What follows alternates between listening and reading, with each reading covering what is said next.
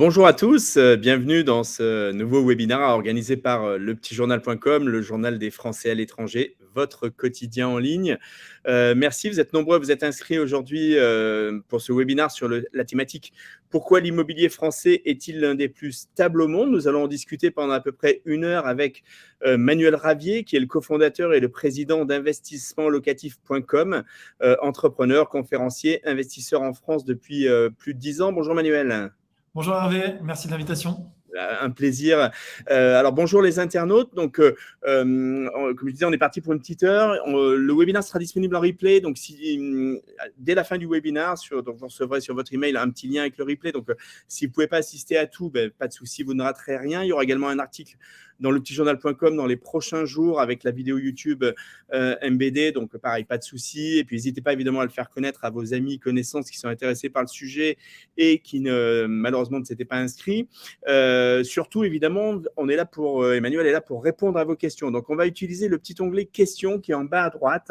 Vous le voyez, avec poser une nouvelle question. Et moi, je vais vous mettre un petit bonjour. Hop, voilà. Poser une question. Donc déjà, j'allais vous dire, faites-nous signe, dites-nous un petit peu où vous êtes. Est-ce que vous êtes en Asie, au Moyen-Orient, en Afrique, en Europe? Est-ce que c'est le matin tôt aux États-Unis et vous avez pris la peine de vous lever pour assister à ce webinaire et on vous en remercie. Donc, faites-nous un petit coucou. On veut voir également si tout marche bien. Il n'y a pas de raison, hein. On a l'habitude d'utiliser la plateforme, mais en tous les cas, voilà, vous êtes déjà une petite dizaine de connectés. On est nombreux inscrits, donc je pense qu'il y a d'autres internautes qui vont nous rejoindre. Mais faites-nous un petit signe. On ne va pas utiliser la petite partie chat. Même si Manuel a mis un lien d'inscription gratuite, donc n'hésitez pas à le consulter. Donc faites-nous, comme je le disais, un petit signe, un petit coucou à partir de l'onglet questions et puis surtout posez vos questions, bien entendu, sur ce sujet de l'immobilier en France. Alors, je vais passer la parole à Manuel pour démarrer, juste pour que tu te présentes, Manuel, que tu leur dises un petit peu qui tu es, puis évidemment ce qu'est investissementlocatif.com. Merci Hervé, donc je suis très content d'être avec vous. On va passer un petit peu de temps ensemble et je serai là pour répondre à toutes vos questions. Donc, qui je suis? Je suis un professionnel de l'immobilier, également passionné d'immobilier avant tout. On a fondé un groupe il y a un petit peu plus de 10 ans, on a fêté nos 10 ans l'année dernière, un groupe qui s'appelle investissementlocatif.com. Donc, on aide des gens à investir dans l'immobilier avec un service clé en main. Donc, concrètement, où que vous soyez dans le monde, on a eu des clients avec des très très forts décalages horaires qui ne se sont jamais déplacés. Vous êtes en mesure de devenir propriétaire d'un bien en France. Grâce à nos services, on va chercher des bonnes affaires pour vous, on va les restructurer, les rénover grâce à nos architectes d'intérieur, on va les louer et les gérer grâce à notre service de location-gestion. Et donc, vous êtes en mesure de faire un investissement rentable en France de A à Z, à distance, et ce, en vous reposant sur une seule société qui est la nôtre, et donc avec tous les services à l'intérieur. Donc ça, c'est pour le service qu'on propose. On a aussi ouvert, puisqu'on nous demandait beaucoup ça, on a ouvert nos services sur de la rénovation pure, puisqu'on avait des clients expatriés ou pas, parce qu'on ne travaille pas que avec des expats, qui nous disaient j'ai aimé l'expérience investissement locatif sur la partie travaux, je veux rénover une résidence principale, ou alors j'ai hérité d'un bien, ou alors j'ai un pied-à-terre, je veux le rénover. Et donc, on a lancé une autre structure au sein du groupe qui s'appelle Reno, R-E-N-O, et le site c'est reno.fr, R-E-N-O.fr. Et ça, on l'a lancé il y a 2 ans. Et ce service, il cartonne parce que nos architectes sont très appréciés également sur des résidences principales. Et on a beaucoup de gens aussi qui vivent à l'étranger, qui rénovent des pieds-à-terre à Paris notamment, parce qu'on travaille dans plusieurs villes en France avec nous. Donc ça, c'est les services qu'on propose. Et à titre personnel, à titre professionnel déjà, qu'est-ce qu'on a fait en 10 ans? On a aidé environ 3000 clients, donc pas tous expatriés, à investir dans l'immobilier, ce qui représente environ 4000 lots qui ont été livrés, donc rénovés, livrés, chassés par nos services et qui sont en location. Et à titre personnel, je suis également accro à l'immobilier puisque je fais ce que je conseille à mes clients, tout simplement.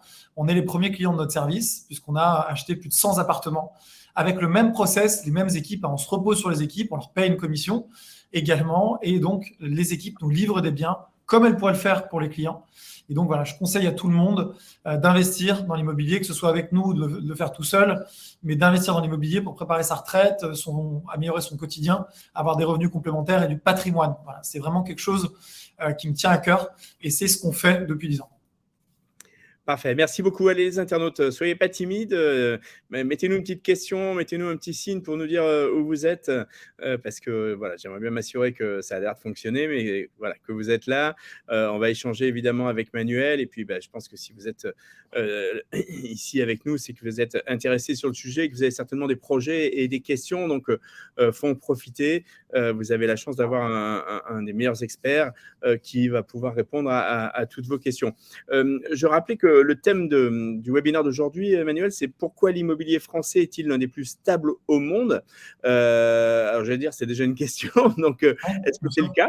Est-ce que effectivement l'immobilier français est stable? Et dans ce cas-là, pourquoi finalement ce serait plus stable en France qu'ailleurs? Par exemple, on a certainement des gens qui vivent un petit peu n'importe où dans le monde. Est-ce qu'ils doivent regarder l'immobilier français parce que c'est une valeur sûre?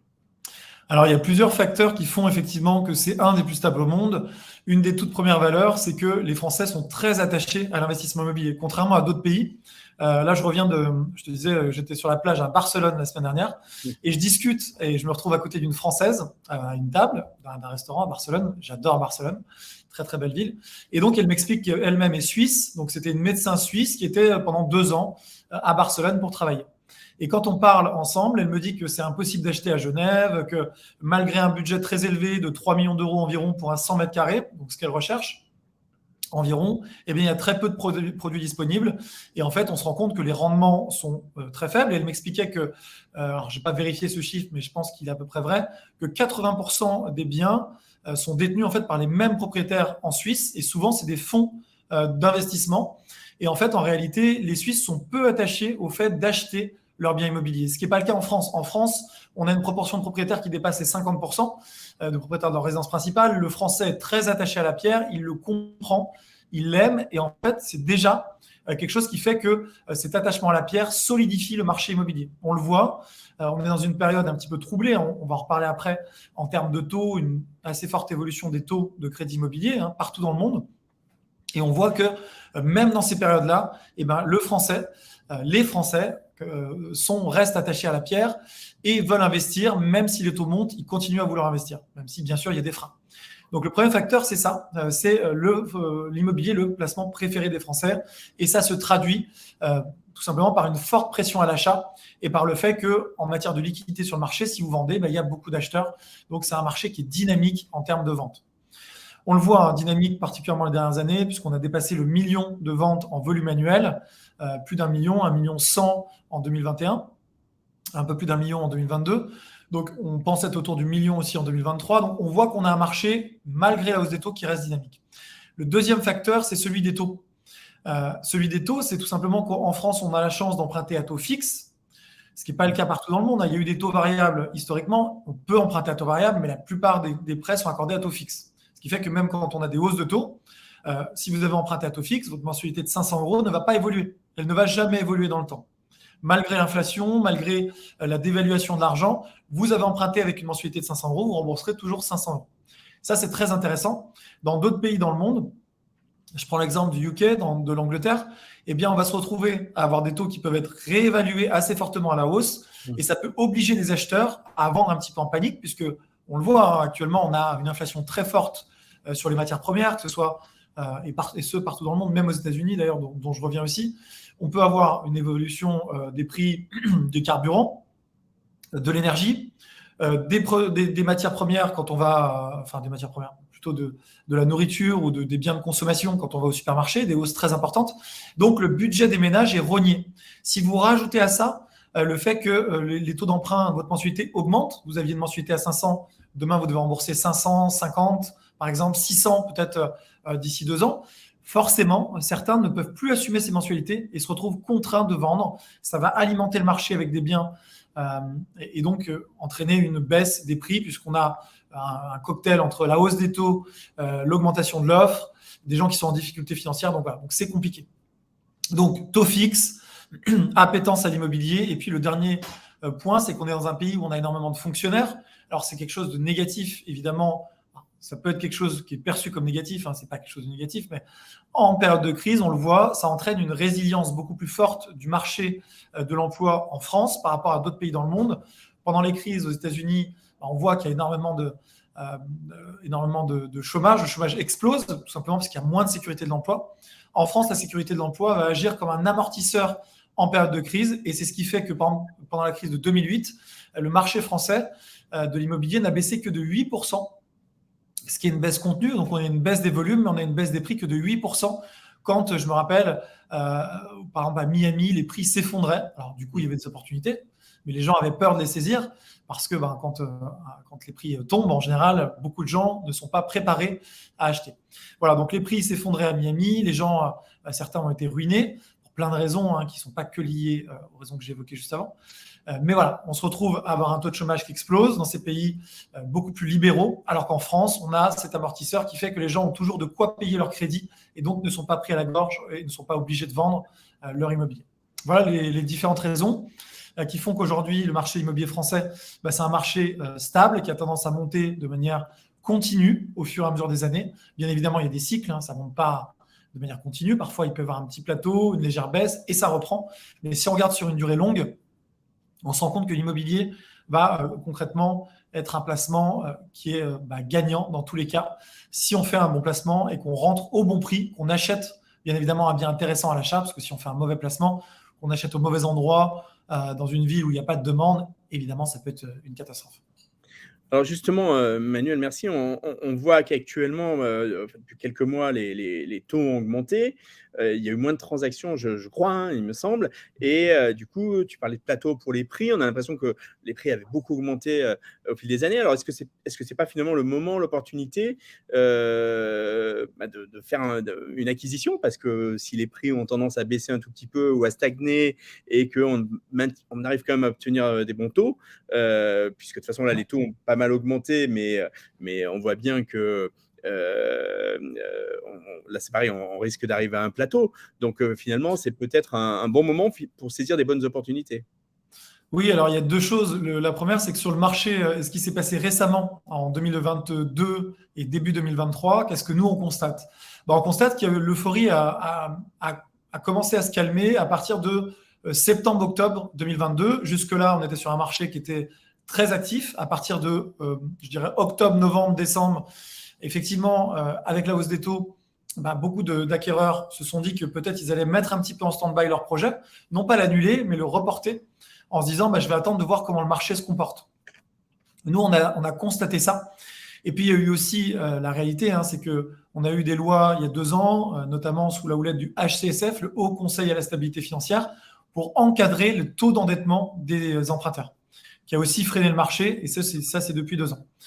Donc nous, ce qu'on a constaté, c'est qu'à la fin de l'année 2022, les gens ont été un peu plus attentifs parce qu'on a vu des articles, comme à chaque fois, les taux montent, qu'est-ce qui va se passer, faut-il attendre, etc. Des articles de presse, des articles assez racoleurs, les mêmes articles qui nous disaient en pleine période Covid que tout allait s'effondrer sur l'immobilier, alors qu'en fait, au contraire, on a eu une hausse à ce moment-là, et on l'a su après.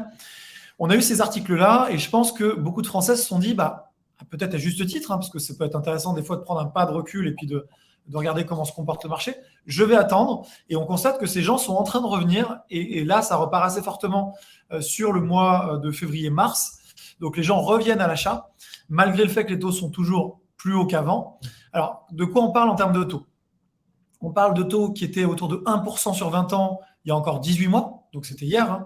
Moi-même, j'ai fait un prêt à 0,85. Je regardais il y a 2 ans, 0,85% sur 20 ans. Donc, évidemment, c'était de l'argent gratuit. Il fallait saisir ces opportunités. Et là, on a des taux qui sont remontés. Et aujourd'hui, on va être assurance incluse à 3,5%, 4%. Donc, effectivement, si on regarde le ratio, on est passé de 1 à 4%. C'est une hausse qui est violente, qui est forte sur un petit peu plus de 12 mois. Évidemment, c'est fort. Comment ça se traduit? Ça se traduit par une baisse tout simplement du pouvoir d'achat des emprunteurs, puisque pour la même mensualité, si vous pouviez emprunter pour 500 euros de mensualité, vous pouviez emprunter par exemple 100 000 euros. Pour emprunter ces mêmes 100 000 euros, il va falloir par exemple 600 à 630 euros de mensualité. On a une baisse du pouvoir d'achat donc des ménages à mensualité égale. Et donc, certains acheteurs sont freinés dans leur projet. Donc, on voit que le marché ralentit en termes de volume en ce début d'année. Donc, ça, comme un peu toutes les crises, on a des ralentissements de volume, comme d'ailleurs aux États-Unis, on a des volumes qui ralentissent avec des hausses de taux beaucoup plus importantes aux États-Unis. Mais le marché n'est pas baissier, pas encore baissier. Alors, on va vous dire, dans certaines villes, on a une baisse légère de 2-3% sur un an. Certes, c'est une baisse, mais sur des niveaux de prix qui sont quand même toujours au plus haut, eh bien pour moi, c'est plus une consolidation à plat. Le marché va chercher sa tendance. Mon avis personnel, c'est que on va avoir des taux, enfin, c'est les experts qui disent en termes de taux que les taux devraient continuer à monter jusqu'à cet été et peut-être au début de l'automne pour après amorcer une décrue. Alors, qu'est-ce que ça veut dire? Ça veut dire que si vous empruntez aujourd'hui avec un taux à 3,5-4%, mon conseil à moi, ça va être de se dire, est-ce que c'est un bon point d'entrée? Je pense que oui, si on saisit encore une fois des bonnes affaires, hein, sinon c'est jamais intéressant d'acheter de l'immobilier. Donc, saisissez les bonnes affaires et gardez en tête que le crédit peut être renégocié. Quand les taux baissent, on va systématiquement renégocier son crédit. Donc, si demain les taux repassent à 1,5, vous allez le faire racheter votre crédit par une autre banque et finalement, vous allez avoir acheté au bon moment, encaissé des loyers et avoir un crédit qui sera à 1,5%. C'est ce que j'ai fait quand les taux ont baissé la dernière fois. J'ai racheté systématiquement mes crédits. Enfin, j'ai fait racheter mes crédits. Et ça se fait très facilement. Et ça se fait avec des frais très, très limités de la part des courtiers. Donc ça, ce n'est pas vraiment un frein. Cette période de crise... Oui, Hervé. Non, vas-y. Non, j'allais dire, sa propre banque, la plupart du temps, elle veut vous garder comme client et elle consent. Enfin, moi, c'est ce qui s'est passé dans mon cas. Elle a consenti à revoir mes taux à la baisse. Oui, voilà, parce que quand on va lui dire à la banque, je vais faire acheter mon crédit si je ne peux pas le renégocier, souvent la banque va accepter de vous baisser le taux. Bien sûr. Tout simplement. Donc, ne pas se dire j'emprunte aujourd'hui à 4%, peut-être à 5%, c'est figé. Ce n'est pas figé, c'est figé, ça ne pourra pas augmenter parce que c'est un taux fixe. Donc, c'est intéressant parce que c'est figé, effectivement. Mais en cas de baisse, gardez en tête que vous pourrez le négocier, tout comme vous pourrez courter votre assurance emprunteur, ce que je vous conseille de faire. Moi, je suis en train de le faire sur pas mal de crédits pour justement économiser et baisser vos mensualités. Alors, est-ce que c'est un bon point d'entrée?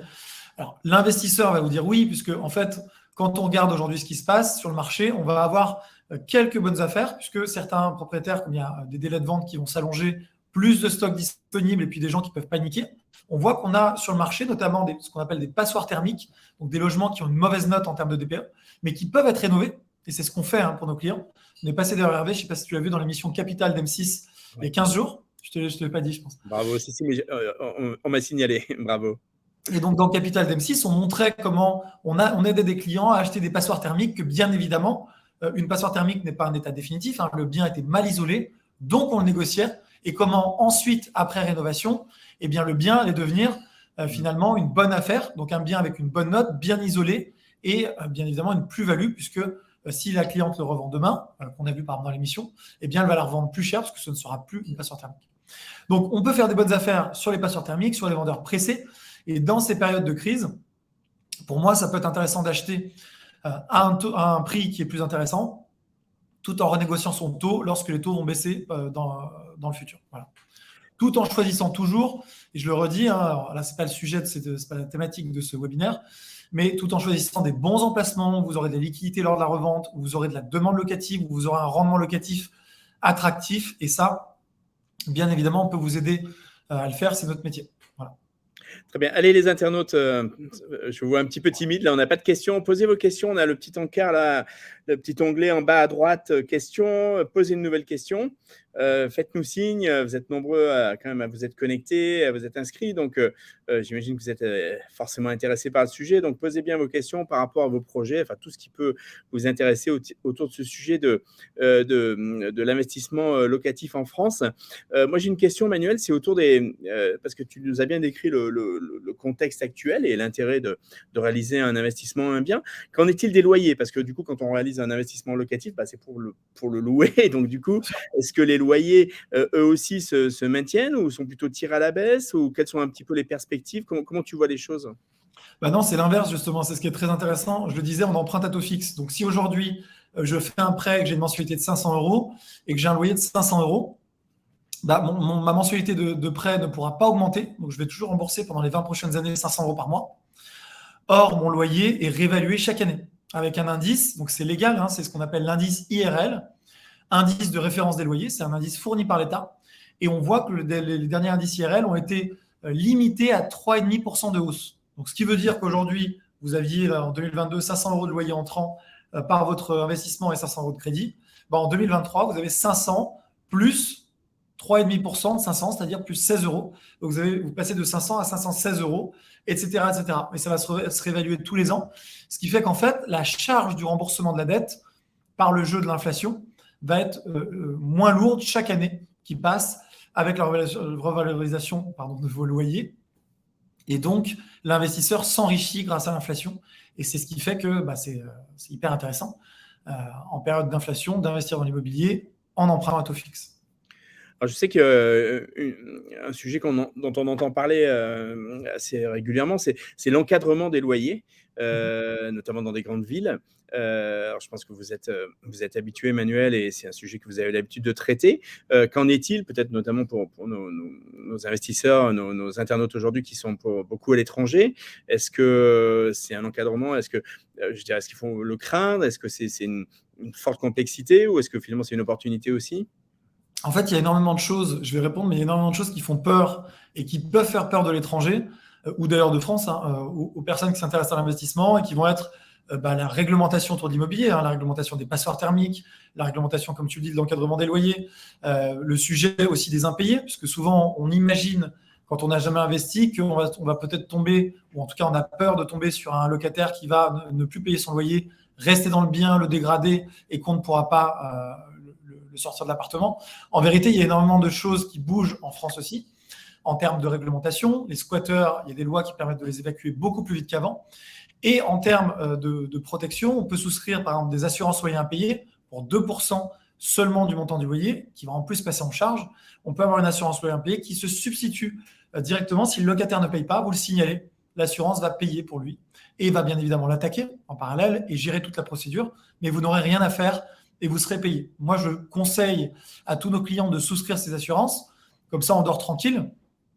Ça rentre dans le calcul, bien évidemment, du rendement, ça va très peu limiter finalement le rendement locatif de l'opération, et on va, encore une fois, avoir un placement sécurisé, qui est comme une assurance. Le loyer est comme garanti par l'assureur. Donc, c'est très intéressant de faire ça. Sur le sujet de l'encadrement des loyers, c'est un sujet évidemment qui peut faire peur, c'est un sujet à prendre en compte selon les villes. Là aussi, ce qui va être important, c'est de contractualiser le bail de la bonne façon, et notamment en mettant tout le détail des loyers, loyers de référence majorés, etc. Donc, il y a un formalisme à respecter. Si le formalisme n'est pas respecté par le bailleur, mais si vous passez par une agence, ils vont le faire, donc il n'y aura aucun problème. Si le formalisme n'est pas respecté par le bailleur, là, vous pouvez effectivement vous prendre des amendes et vous faire attaquer. Si vous avez mis ce qui est possible en fonction des éléments de confort, des caractéristiques exceptionnelles, un complément de loyer sur le bien, et que le locataire le signe, ça, c'est légal. Donc, on a des moyens de déplafonner cet encadrement des loyers de manière légale.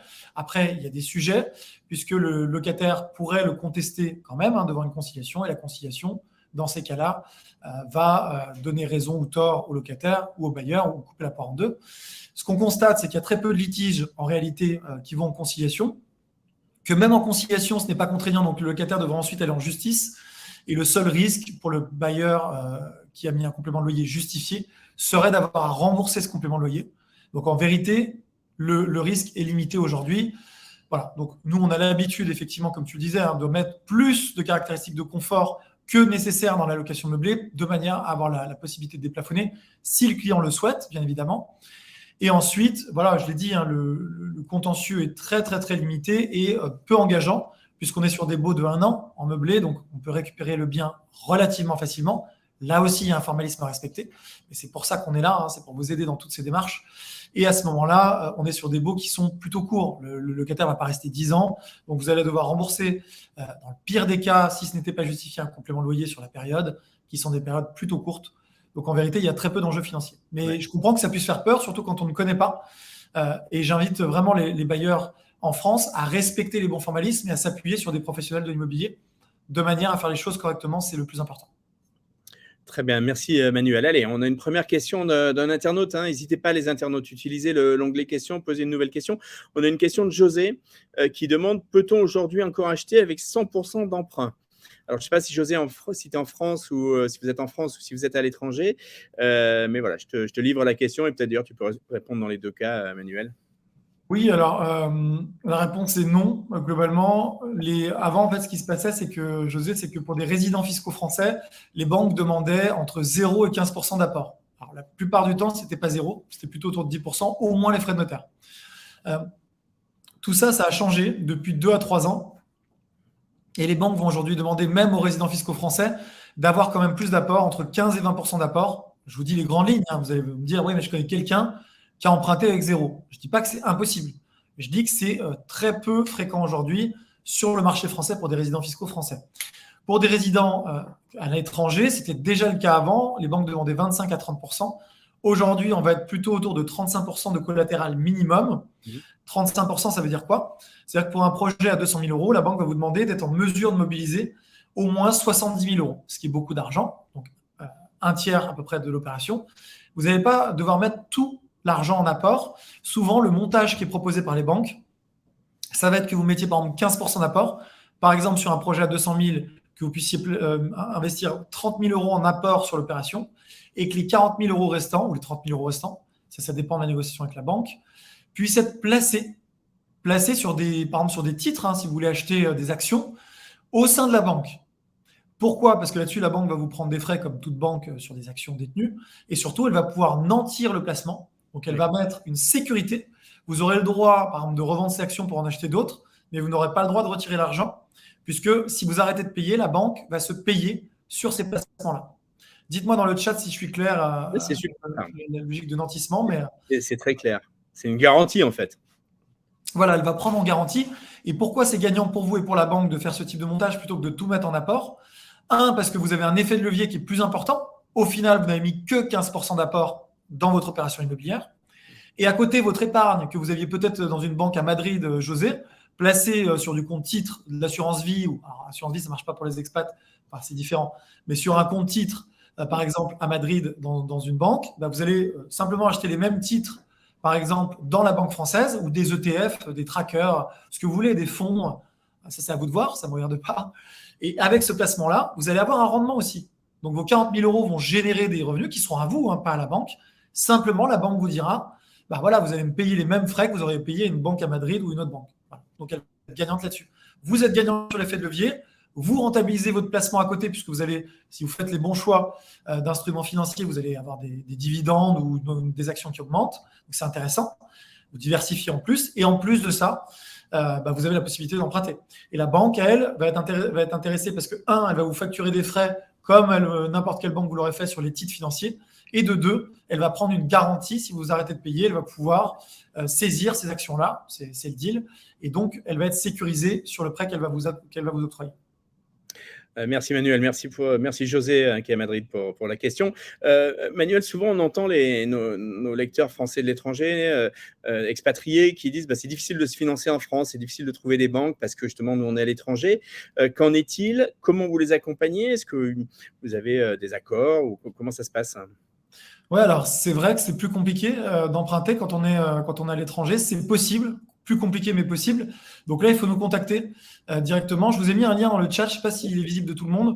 Vous vous inscrivez directement. Si vous inscrivez ici, on va vous recontacter. On pourra vous aider directement sur tout le process. Sur le process du financement, on a des accords. On recommande aussi des banques. Ça dépend des moments. À certains moments, BNP va être mieux placé qu'une autre. On peut avoir Palatine, on peut avoir la Banque Transatlantique. Il y a des banques qui ont de l'appétence pour les projets d'expat. Si vous avez déjà une banque en France, je vous conseille de directement vous tourner vers la banque que vous aviez historiquement. Ça reste le plus facile à faire et ça reste le plus intéressant en général en termes de conditions. Voilà. Commencer par son banquier, c'est ça Commencer par son banquier. Et puis, si vous souhaitez en savoir plus, il faut qu'on fasse le point plus précisément et on peut le faire gratuitement avec nos conseillers et voir comment on peut vous aider sur la partie financement et sur la partie recherche de biens, travaux, etc. Très bien. Allez, les internautes, on arrive à peu près à la moitié de ce webinaire. Posez vos questions. Faites comme José. Vous avez le petit onglet questions en bas à droite. Posez une nouvelle question. C'est très facile, très simple. Et on a la chance d'avoir Manuel Ravier, le cofondateur et président d'investissementlocatif.com, avec nous, un expert de l'immobilier. Il, comme vous le voyez, répond à toutes vos questions. Je vous rappelle que le webinaire sera disponible en replay quelques instants après la fin du webinaire. Donc, si vous avez raté le début, vous n'avez rien raté. Mais surtout, posez bien vos questions parce que on est là et Manuel est là pour ça, évidemment. Moi, j'ai une question, Manuel, peut-être autour du type de bien que tu recommandes, ou je ne sais pas si c'est des recommandations en général, mais est-ce qu'il faut plutôt s'orienter vers l'ancien, vers le neuf? Est-ce que, par exemple, du saisonnier, c'est intéressant ou pas vraiment? Ou ça dépend un peu de la situation de chaque acheteur? Ouais, ça va dépendre de la situation de chaque acheteur. Ce qu'on constate en revanche, c'est qu'avec la hausse des taux, la réalité, c'est que les investisseurs qui veulent être à l'équilibre ou avoir du rendement vont en général sortir des très grandes villes. Donc, on peut avoir des clients qui viennent nous voir avec du cash et qui nous disent, je voudrais placer. Et là, c'est intéressant à Paris, à Bordeaux, à Lyon, voilà, ou à Nice. On fait beaucoup de choses à Nice aussi, où je crois que tu vis, Hervé. Oui, oui, je suis pas très loin. Donc voilà, tu sais que la ville a du potentiel et que c'est génial. Mais on a aussi des acquéreurs qui nous disent, bah, je voudrais être à l'équilibre ou avoir un léger cash flow positif. Et dans ces cas-là, la solution, ça va être d'aller dans d'autres villes, des villes plus dynamiques en termes de rendement et qui vont être des villes de province, des villes sympas à vivre, des villes où on va analyser, nous, en interne, pour vous les proposer, eh bien, la démographie, la tension locative, les évolutions de prix, choisir les quartiers. On a des représentants, ce qu'on appelle des chasseurs immobiliers sur place qui vont chercher les bonnes affaires par réseau, voilà, pour le compte de nos clients. Je ne sais pas si c'était quoi la question, Hervé? Non, je me demandais, bah, c'est ce que tu es en train de répondre. C'est, là, tu as parlé en termes de zone géographique. Ouais. Mais par exemple, est-ce que tu privilégies plutôt l'ancien, plutôt le neuf? Oui, c'est ça la question. Et Oui, également, c'est ça la question. Non, je pense à ça parce que du coup, ça m'amène sur la question du saisonnier que tu avais posée, où on a des clients aussi qui veulent faire maintenant du saisonnier pour avoir plus de rendement. Et dans un contexte de hausse des taux, ça peut avoir du sens. Le saisonnier est très encadré, donc ça dépend les villes. On pourra vous conseiller. Il y a des villes où on peut encore faire du saisonnier. On a des clients qui font des très très belles affaires, donc on pourra vous conseiller directement si vous nous contactez. Pour le sujet de l'ancien ou du neuf, bah, c'est un vaste sujet. Le problème du neuf, c'est que les prix sont très très élevés avec l'inflation sur le coût des matériaux, avec l'inflation sur le coût de la main-d'œuvre. Voilà, on a une offre dans le neuf qui est tellement élevée que les rendements sont trop bas, à mon sens, et c'est ce qui fait qu'il faut se tourner majoritairement vers l'ancien. Ancien aussi pour saisir les meilleurs emplacements. Je le dis souvent, mais les bons emplacements au sein des villes sont souvent déjà construits. Il n'y a pas des terrains vagues qui attendent qu'un promoteur construise au centre de Paris. Ou alors, s'il y en a, bah, déjà c'est du social qui est fait, puisque les promoteurs n'ont quasiment plus accès au terrain à Paris. Voilà, mais ça reste une offre qui est tellement faible en volume que les prix sont élevés et que les promoteurs en fait se disent on va mettre les prix les plus hauts possibles parce que de toute façon on n'a pas besoin d'en vendre des gros volumes. Donc les bonnes affaires sont dans l'ancien. On peut les saisir surtout si le bien nécessite des travaux et que les gens ont besoin d'aller vite. On peut saisir des affaires aussi sur le sujet des passoires thermiques. Je crois que c'est une vraie opportunité en 2023 et qu'il faut être en mesure en période de crise de saisir les opportunités, de passer à l'action. C'est ce qui fait la différence entre les gens qui s'enrichissent dans la durée et puis ceux qui sont toujours attentistes. Et on le voit, hein, nous, dans la durée, moi, j'ai accompagné des clients qui aujourd'hui ont 30 biens, 40 biens, 50 biens. C'est un patrimoine colossal. Et la différence entre eux et des clients qui en ont un ou qui n'en ont pas, des biens, bah, la différence, c'est quoi? C'est simplement le passage à l'action. C'est-à-dire qu'une fois qu'ils ont compris que ça marchait, ils se sont dit, bah, génial, ils ne sont pas milliardaires, hein, je le précise. À la base, ils étaient moins riches qu'aujourd'hui. Forcément, en ayant acheté 40 biens, 50 biens et en les remboursant chaque mois grâce au loyer, là, ils sont en train de devenir forcément très riches parce qu'ils sont passés à l'action. Mais la grosse différence, c'est qu'ils ont su se dire, eh bien, j'y vais, je vois une opportunité, j'y vais. Et comme le système marche sur un bien, deux biens, ben, ils ont simplement déroulé, implémenté. Hein. C'est ce que j'ai fait aussi, et je le dis toujours, je n'ai pas du tout la prétention d'être le plus intelligent du monde, d'être un polytechnicien. Enfin, il y a des gens qui sont brillants. Et parmi nos clients, j'ai des clients incroyables dans tous les domaines, donc je suis très fier de ça. Et plein de gens qui sont beaucoup plus intelligents que nous. Et souvent, je vois des gens, je pense notamment à quelqu'un qui dirige une banque en France. Donc, je ne peux pas donner son nom pour des raisons de confidentialité, mais bon, quand même directeur d'une banque, donc c'est pas anecdotique. Et en fait, cette personne voulait acheter et pouvait acheter beaucoup de biens. Et en fait, elle n'en a acheté que 2 pour l'instant. Pourquoi? Bah, tout simplement parce qu'en fait, elle est trop intellectuelle. Donc, elle en a acheté un, super affaire en plus, qu'on lui a livré. Et après, elle se dit, bah c'est bien, mais comment on va faire pour optimiser la rentabilité de 0,02%? Ok, mais en fait, tu aurais mieux fait d'en acheter 10 déjà dans la durée. Voilà. Si tu réfléchis pendant 3 ans, bah, tu as perdu 3 ans. C'est un peu ça, en fait, arriver au bout. Et j'ai des clients qui ont bâti des fortunes parce qu'ils ont été en mesure, une fois qu'ils ont compris le système, hein, encore une fois, je le redis, le but n'est pas de foncer tête baissée et d'acheter n'importe quoi, c'est pas du tout mon discours. Mais une fois qu'on a compris le système et qu'on a compris que ça s'auto-paye avec l'apport, bah, il suffit de dérouler. Et c'est ce que j'ai fait à titre perso. Et voilà, et une fois qu'on le fait, bah, ça se rembourse chaque mois et on s'enrichit, quoi. Ouais. Et peut-être une des choses aussi, finalement, c'est que quand on achète un bien immobilier, et là, je pense une fois de plus à nos internautes qui sont loin, qui sont à l'étranger, il y a une forme d'affect, on veut voir le bien, enfin, on l'imagine pour soi ou pour ses enfants dans 20 ans ou dans 30 ans. Et finalement, comme tu dis, on passe pas à l'action, alors qu'en fait, le sujet est pas forcément là. Comment tu conseilles justement les gens qui te contactent dans un premier temps, et quel état des lieux tu fais, quel audit tu fais par rapport à leurs attentes? L'idée, en fait, c'est d'essayer de comprendre les objectifs de chacun. C'est-à-dire que chaque client qui vient nous voir a des objectifs différents. Certains vont me dire, moi, ce que je veux, c'est préparer la retraite dans 20 ans. D'autres vont me dire, moi, je voudrais transmettre des choses à mes enfants. D'autres vont dire, moi, je voudrais peut-être avoir du cash flow plus rapidement. Et en fait, en fonction des objectifs et puis de l'apport de l'âge de la personne, de son appétence en termes de ville, de l'apport dont elle dispose, on va définir une stratégie avec elle. Et la stratégie, bien souvent, ça va guider la zone d'investissement. Je prends 2 exemples extrêmes. Si d'un côté, j'ai quelqu'un qui démarre sa carrière professionnelle et qui me dit, Manuel, voilà, j'ai pu épargner un petit peu, ça fait 2 ans que je suis en CDI, que je travaille, je voudrais commencer à me créer un patrimoine, je ne vais pas lui dire investis dans Paris aujourd'hui. Je vais lui déconseiller d'investir dans Paris, par exemple. Pourquoi ?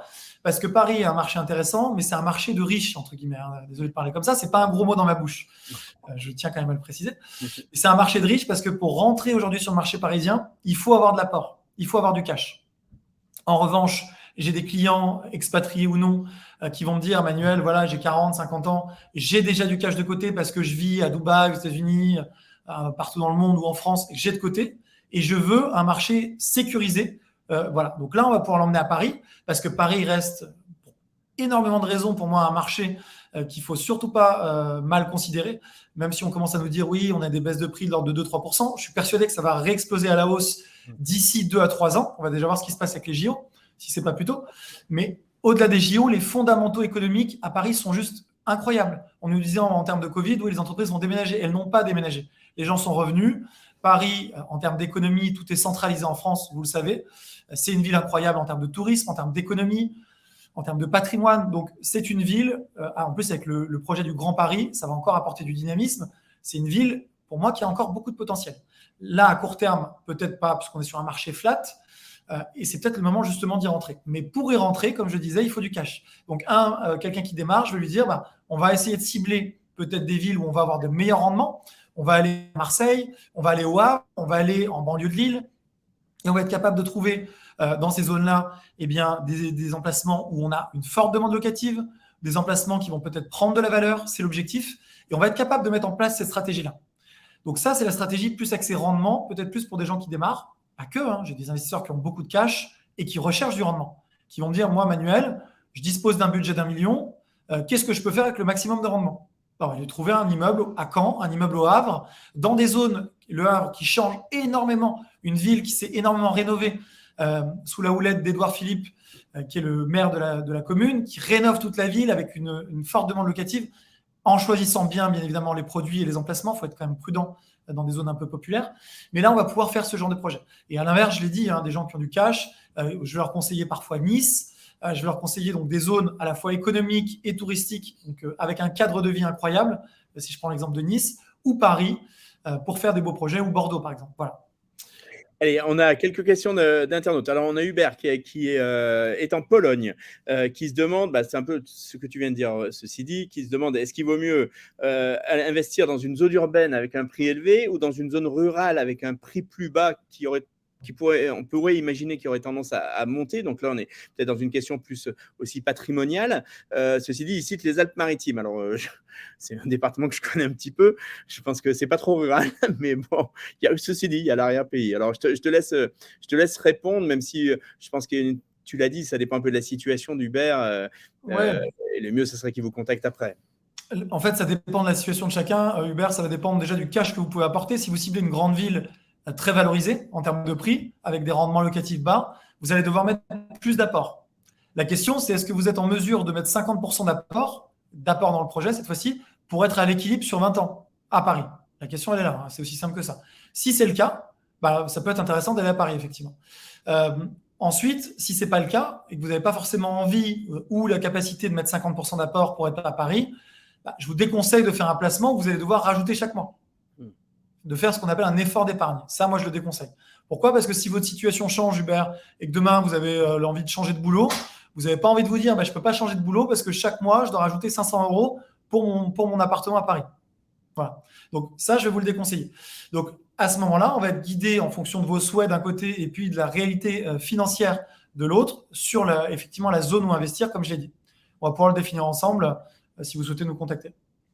Lionel demande, alors il a comme idée ou comme projet de louer avec un bail de 9 mois pour les étudiants et 3 mois en saisonnier sur l'année en investissement meublé.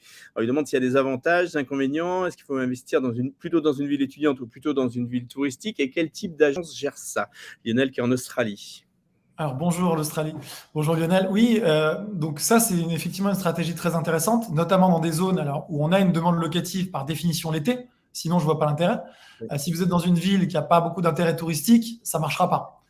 En revanche, si on reprend l'exemple de Marseille ou de Nice, vous êtes dans une ville où l'été vous pouvez avoir de la demande, là ça peut être intéressant et on peut tout à fait vous aider. On est déployé nous à Marseille, à Nice, Antibes, on travaille le sud de la France, donc vous pouvez nous contacter Lionel et on peut s'occuper de ça et on pourra même le gérer derrière. D'accord. Justement, peut-être un mot, Manuel, sur la gestion locative. Comment ça se gère? Comment ça se gère à distance? Comment est-ce que tu recommandes plutôt de prendre une agence ou plutôt de s'en occuper soi-même? Ouais, alors ça va dépendre de l'appétence des gens. Moi, je ne gère rien moi-même, évidemment, parce qu'on a beaucoup de biens. J'ai des clients qui ont beaucoup de biens parmi mes plus gros clients et qui veulent, enfin, j'ai un client et qui veut gérer lui-même. Parce que je ne sais pas pourquoi. Parce que c'est même pas qu'une question d'argent. Je pense que c'est un peu sa passion. Mais bon, pour moi, quand on fait de l'immobilier, il faut le voir comme un placement financier et le mieux étant de déléguer, surtout que les frais d'agence vont passer en charge. Donc, quand l'agence va vous facturer, que ce soit nous ou une autre, des frais de gestion, par exemple, je crois que nous, on facture 5% de frais de gestion.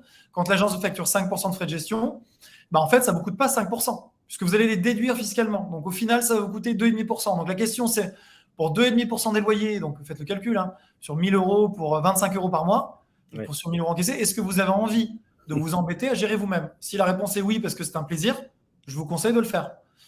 Si la réponse est non, parce qu'au fond, c'est un placement financier, vous avez d'autres choses à faire, je vous conseille de le déléguer. Et nous, on peut tout à fait s'en occuper. On a un pôle d'agence au sein du groupe qui fait ça. Même si vous avez des biens aujourd'hui à rénover ou à louer, vous pouvez nous contacter, même avec les biens, on le fera. Après, vous avez aussi des agences locales, il n'y a que ça dans les rues qui pourront s'occuper de ça, aucun problème, vous trouverez facilement.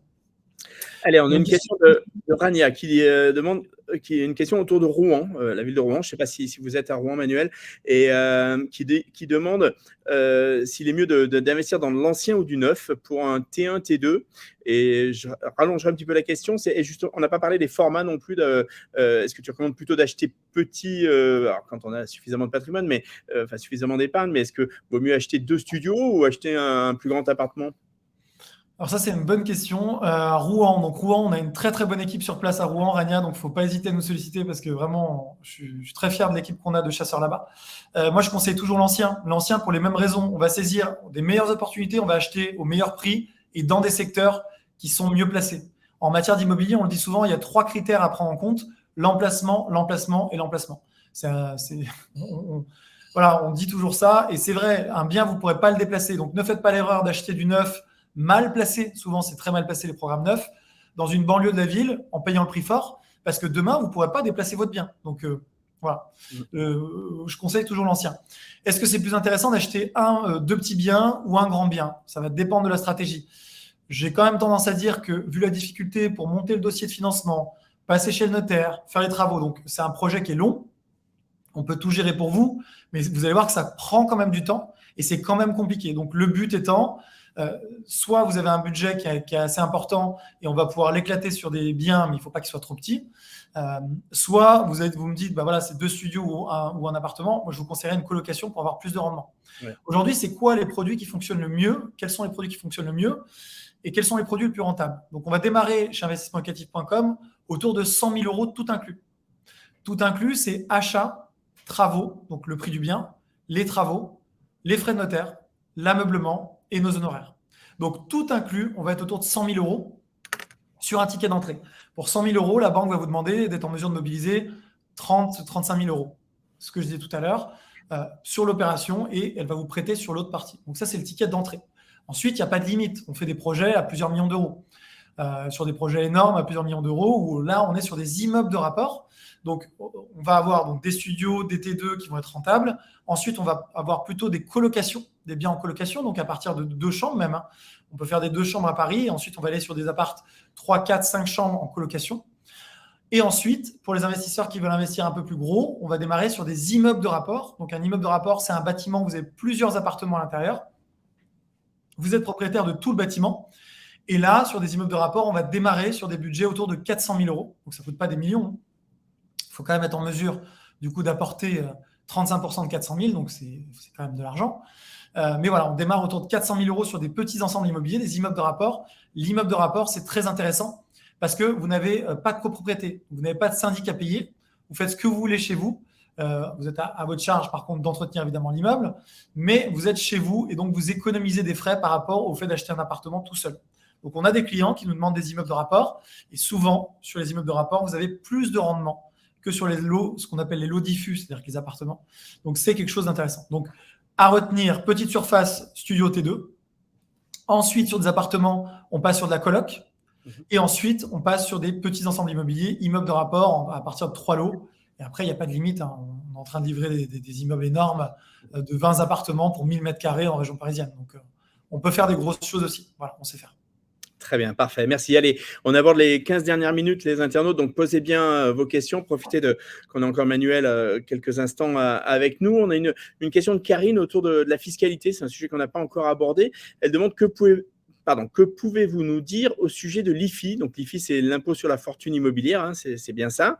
Et j'allais dire plus généralement, quels sont les avantages fiscaux dont peuvent bénéficier nos investisseurs non résidents, nos expatriés? Oui, alors c'est une bonne question. On va parler de taxes au sens large. Je pensais que la France était un pays qui était très taxé, Hervé. Ouais. Et puis j'ai fait cette tournée aux États-Unis, comme tu le sais. Bah, moi aussi, mais en fin d'année, j'ai fait New York, j'ai fait une conférence à New York, ensuite une à Miami, et en début d'année, j'ai fait Los Angeles et San Francisco. Et j'ai découvert que la taxe foncière aux US est de 1% de la valeur vénale du bien. 1% de la valeur vénale du bien, c'est un truc de malade. C'est incroyable. C'est cher. En fait, ils payent un loyer en taxe foncière. Et en vérité, bah, c'est le montant de l'IFI. Alors, l'IFI, pour répondre à la question, ça va faire la transition. L'IFI, c'est un impôt que vous allez payer uniquement si votre patrimoine net, c'est-à-dire le montant, la valorisation de votre bien immobilier, déduction faite des crédits, c'est un peu plus compliqué, mais je simplifie, dépasse 1,3 million d'euros. Voilà, donc on va avoir un barème. Ensuite, on va commencer à payer de manière progressive. Je dirais que ce n'est pas trop un sujet pour répondre à la question de…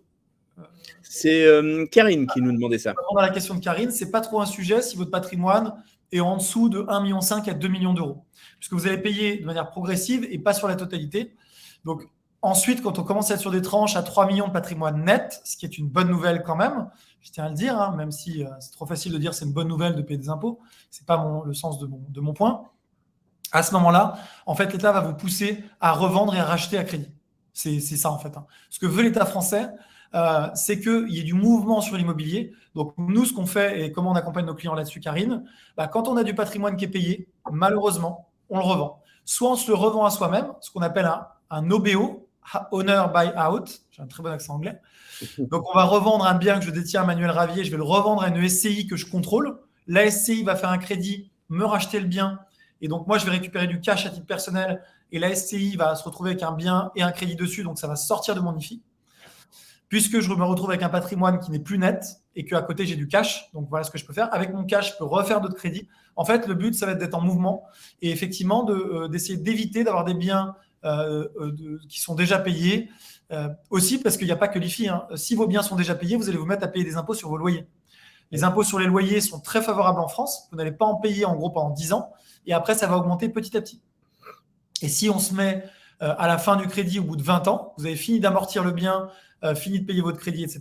Là, vous allez payer plein pot sur les impôts. Donc, l'objectif, c'est quoi ? C'est de revendre un bien au bout de 15 ans, 20 ans, de revendre pour refaire une nouvelle opération, pour récupérer du cash et refaire une opération à crédit. Et d'être toujours en fait en mouvement, c'est l'idée. Après, c'est des cycles longs, hein. Ce n'est pas en mouvement tous les ans, c'est en mouvement tous les 10, 20 ans. Voilà. Et tu recommandes plutôt de louer en meublé ou ça n'a pas vraiment d'importance? Parce que je crois qu'il y a une incidence fiscale. Oui, alors il y a une incidence fiscale. Clairement, il faut louer en meublé aujourd'hui, c'est beaucoup plus intéressant. Déjà pour optimiser les loyers, pour contourner, comme j'ai dit tout à l'heure, d'une manière légale l'encadrement des loyers également dans certaines villes, mais aussi parce qu'en location meublée, vous êtes loueur meublé non professionnel, ce n'est pas le même régime, ou loueur meublé professionnel. Dans tous les cas, vous allez pouvoir amortir le bien, amortir les travaux, amortir les meubles, ce qui n'est pas possible en location nue.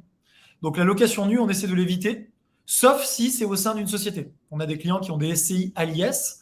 Je rentre dans des... Désolé, j'aborde un peu comme je peux en superficialité avec le temps que j'ai. Mais si vous voulez faire de la location nue, mieux vaut détenir les biens dans des SCI à l'IS pour être protégé et essayer d'éviter au maximum d'avoir ce qu'on appelle des revenus fonciers. Des revenus fonciers, c'est quoi? C'est des revenus de location vide, donc nus, donc pas meublés, pour des biens que vous détenez en direct. Donc, imaginons j'ai un appartement vide. Si Manuel Ravier, le propriétaire, que je le loue en location vide, je vais avoir des revenus fonciers. Et là, je vais payer beaucoup d'impôts. Donc, jamais je ne le ferai. Ce n'est pas du tout intéressant.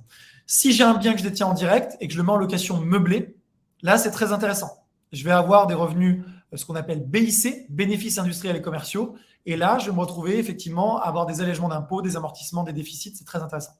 Et si je veux louer un bien en nu, j'en ai quelques-uns, je vais les mettre dans une SCI à l'IS. Donc, ce n'est pas Manuel Ravier le propriétaire. C'est une société civile immobilière qui est à l'option de l'impôt sur les sociétés.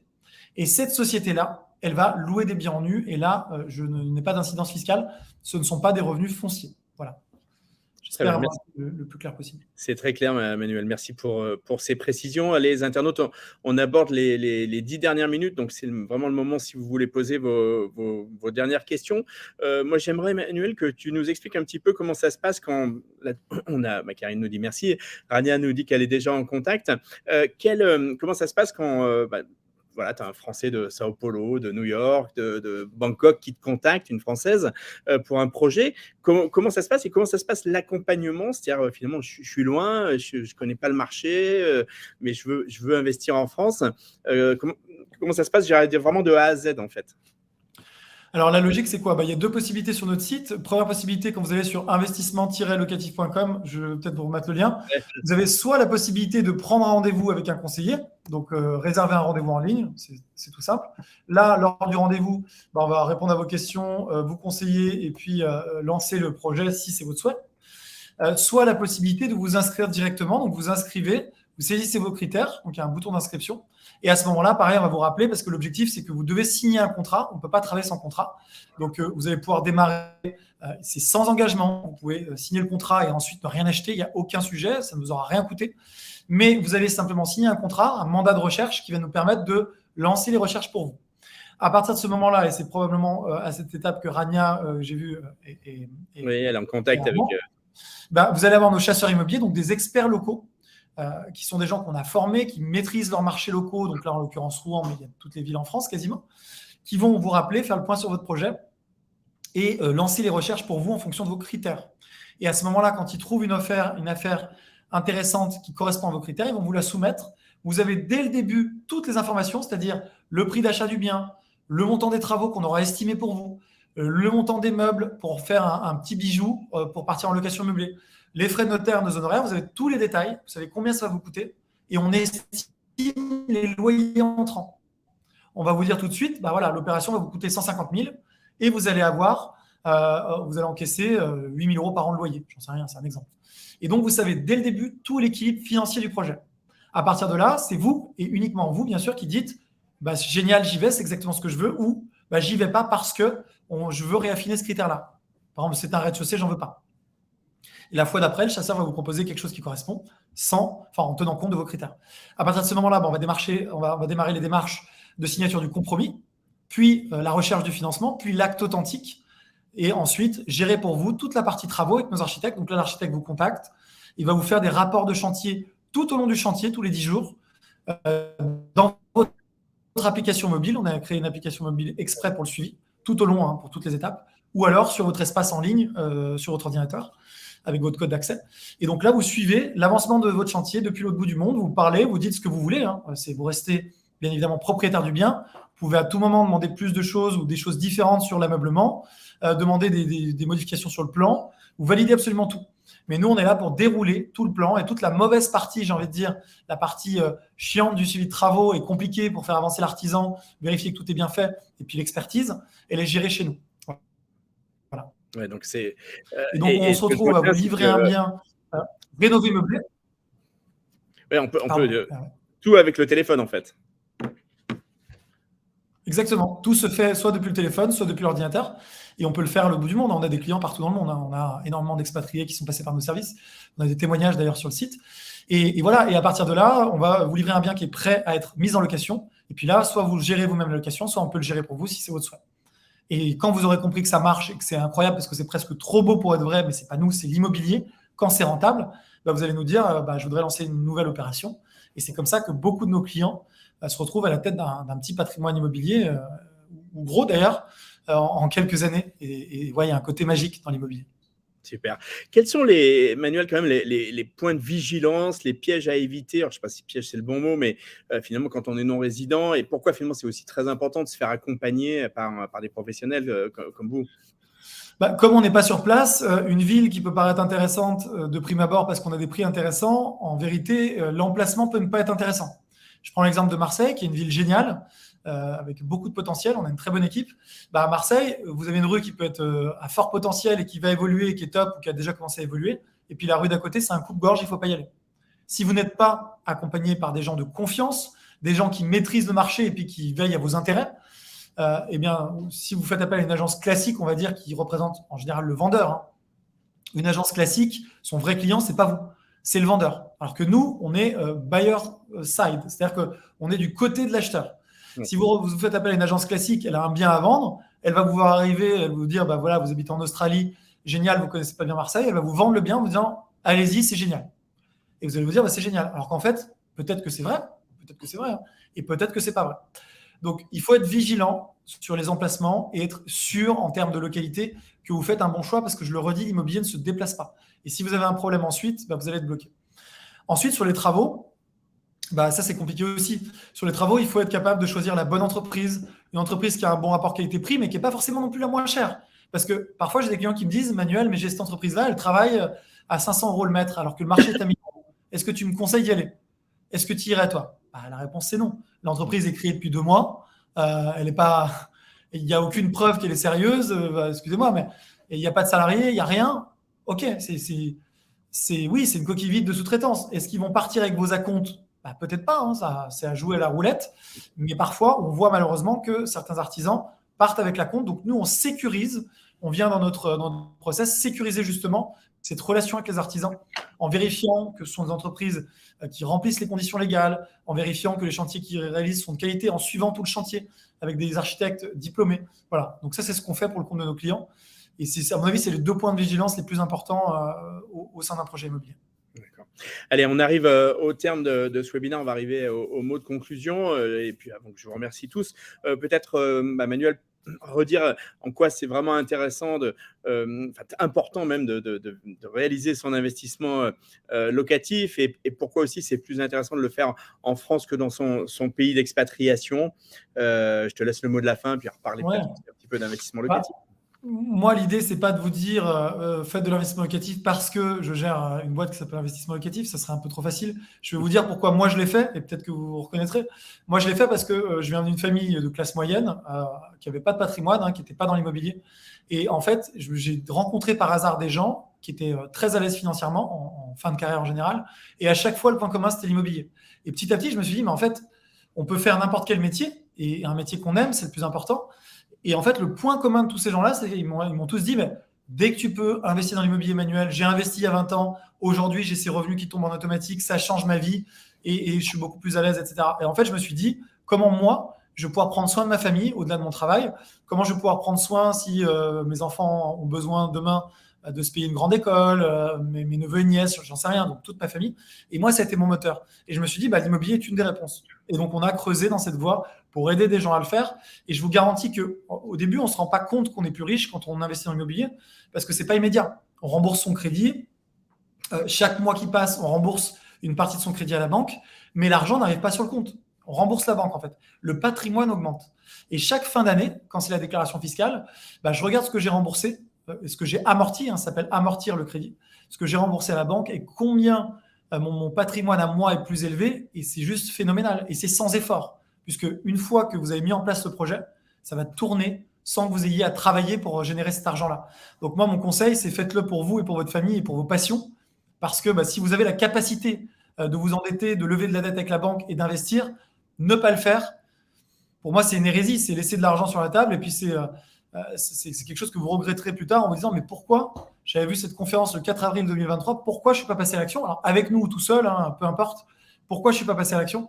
Donc faites-le pour ne pas avoir de regrets, passez à l'action et vous aurez un patrimoine plus tard et je vous garantis qu'en termes de sérénité financière, en période de crise ou pas, ou faire des choses, quand on a un patrimoine, on se sent, je ne dis pas que ça change la vie, qu'on est une meilleure personne ou quoi, on se sent juste plus détendu financièrement parce qu'on se dit j'ai quelque chose que je vais pouvoir transmettre à mes enfants. Si demain il m'arrive quelque chose à moi, j'ai 2 enfants, je sais que je laisse de quoi avoir une bonne éducation et qu'ils ne seront pas dans la rue.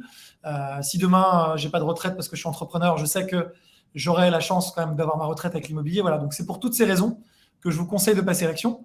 Et si vous souhaitez le faire avec nous, on sera très content de vous aider à le faire. Et sinon, faites-le tout seul. Et je vous conseille dans tous les cas de passer à l'action. Parfait. Merci beaucoup, Manuel Ravier, cofondateur, président d'investissementlocatif.com. Merci beaucoup pour toutes tes réponses. C'était très précise. Merci à tous les internautes pour avoir assisté à ce webinaire. Je vous rappelle que dans quelques instants, sur votre boîte mail, vous allez recevoir le lien avec le replay. Donc, si vous avez raté une partie, si vous voulez le revoir, bien, pas de souci. Il y aura également un article dans les prochains jours sur lepetitjournal.com, votre journal. Donc, vous pourrez le partager à vos amis, connaissances intéressés par le sujet et qui n'ont pas pu assister. Voilà, je vous remercie à tous. Bonne fin de journée, bonne journée selon où vous êtes. Encore merci Manuel et puis à très bientôt, bien entendu. Au revoir. Bientôt. Au revoir.